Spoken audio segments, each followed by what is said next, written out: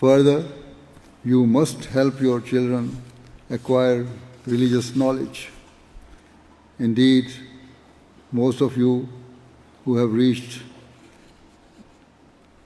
an age of maturity, whether mothers, young adults, teenagers, or older children, should realize that attaining religious knowledge is fundamental to safeguarding your faith and that of your future generations.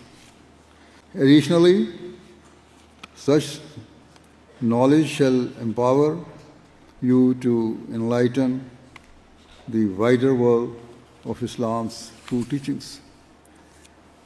Do not imagine that tabligh is a duty reserved only for men.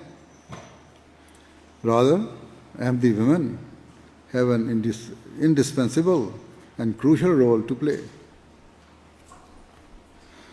Islamic history testifies to the fact that from the very beginning, Muslim women made monumental sacrifices for their faith.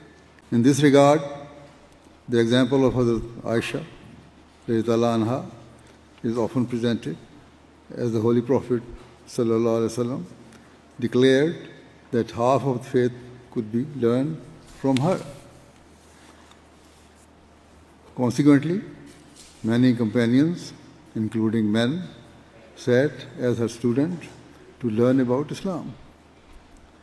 Thus, for the sake of spreading Islam's teachings and to dispel misconceptions, sometimes Ahmadi women are required to take part in public events and speak before men.